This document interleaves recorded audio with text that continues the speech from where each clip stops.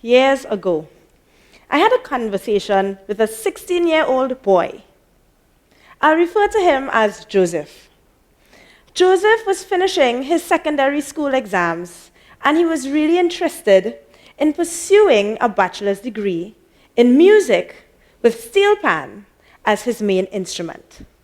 So he came to me, and he told me of his interest, and I asked him a question that I normally ask all candidates who are interested in pursuing a bachelor's degree at the University of Trinidad and Tobago. I asked him, "Why do you want to study music and Steelpan?" His response was one I will never forget. It sounded something like this: "I come from a family of crime, you know. My cousins and them, my older brothers and them on the street. I have little brothers and sisters coming up, and that's all they're seeing for their future. I am a good panist, and I know I could be a successful musician one day, and I want to show them there's an alternative way of living life." It is a conversation I will continue to remember. Even though the sentiments, there was something that was not unfamiliar, because we've had a few candidates express something similarly. But in this case, Joseph was particularly interested, passionate, and he had a mission. Today, Joseph is a graduate of the Academy for the Performing Arts. He holds a bachelor's degree in fine arts. He's a working professional, and he continues to be an example for his family. Some of his family members actually are currently playing the steelpan and are contributing to the communities that we call the panyards. For Joseph, he saw the steelpan as an alternative way of life, away from one that was carded for him from birth. So I'm here to ask you, what do you think about when you see this instrument? I'm just going to give you a minute just to really think about it. What do you think about when you see this? This is a steelpan. It was invented right here in Trinidad in the late 1930s, and of course was developed throughout the 40s, the 50s, and of course we have a beautiful instrument today. The steelpan is one of significance. Not only is it a symbol of national pride, not only does it represent culture, music, competition, for some of us carnival, it's actually an instrument that lives in over 40 countries around the world. For some, this is an alternative way of life. For others, it provides a euphoric experience that cannot be duplicated. And for some, this is a symbol of social change. In Israel and Palestine, there was a peace drums project that started in 2014, and it was instituted as a way to promote positive experiences and build communities regardless of religious, cultural, and societal differences. This steel band project created an environment in a region that was so heavily rooted in war, especially based on religion. Today, you will actually find steel bands where there are Arab Christians, Arab Muslims, and Jewish youth performing all together in one steel band. This environment has created a space to build on those communities, to merge the lines of division. Can you imagine the impact a project like that can have on that region if it were to be expanded? It is something significant that I wanted to share with you today. During the pandemic, the world saw several areas of contention, including the Black Lives Matter movement. Pan in Unity was a project that was produced to unify persons from around the world, with the steel pan at the center. This virtual project featured 691 pannists from 23 countries around the world.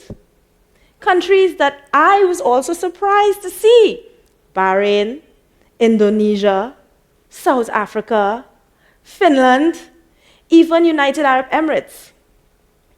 Through this project, we saw a number of persons representing different cultures around the world coming together to unify and to show that no matter what culture you come from, and no matter what region you come from, we can all be unified through music and through Steelpan. In these three examples, I have shown that the Steelpan is beyond the music it produces.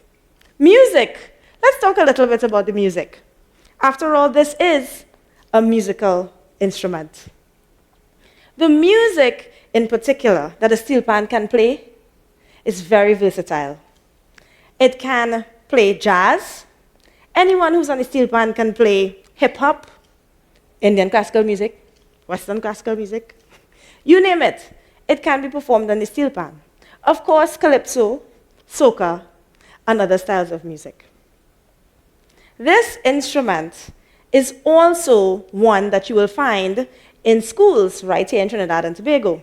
We have primary schools, secondary schools, university level education. We even have youth orchestras that brings communities together. We have professional pannists who have pursued Steelpan and music as a career and have shown that it is viable. For example, so the Steelpan has had a very significant place in the lives of many. In addition, it is an excellent educational tool. Now, I can tell you about all the reasons why this instrument is an exceptional educational tool, but I'll just give you two reasons for now. The first is that it's beginner-friendly. Usually, many instruments require a sort of steep learning curve. Have you heard someone trying to learn to play the violin? The Steelpan, with just one quick hit of the wrist, can produce a beautiful sound. In fact, my daughter, when she was 8 months old, was able to produce her first melody on the Steelpan. So this instrument is beginner-friendly and can adapt to almost anybody that positions themselves behind it. Secondly, through rote learning and even learning via score, you're able to build and develop a spatial awareness, which then helps you to follow along with someone who's playing next to you on this side and on this side. And through that process of learning and memorizing music, it builds transferable skills that you can take in the classroom. When I was growing up, I was able to use the Steelpan in my mind and to use those skills to help me learn my schoolwork when I was just a child. So these skills are quite important, and we see that the Steelpan is at the center of these very important areas that we can develop. So this instrument, which was birthed to people who were told they were nothing, turned into something special. It turned into something that can create cross-cultural connections. For example, during the Virtual Steelband project, we had a Japanese pannist came to us and said that they were traveling to Spain, and they wanted to make connections with the Spanish pannists who participated in the Virtual Steelband project. We said, sure, let's make the connection. They met in Spain, and that was an example of the cross-cultural connections that this instrument can actually provide. So, I'm here to ask you again, what do you think when you see this instrument? How can you be a part of this global Steelpan movement that is spreading like wildfire? Do you perhaps have interactions with at-risk youth? Or someone who you think might need a different direction in life? Perhaps Steelpan is the solution. Are you a part of a community that is divided, whether it's through religion, culture, society, even economic backgrounds? Perhaps the Steelpan is the solution. Are you a part of an educational movement? Maybe you have children that's in the educational system. Maybe you are learning and in education yourself. And you're looking for different ways in which to engage them and to help with the way in which they engage with new materials. Perhaps the Steelpan is the solution. So I'm here to encourage you and to guide you and to ask you, how are you positioning yourself and aligning yourself with this very important Steelband movement as we continue to see it grow across the world? Thank you.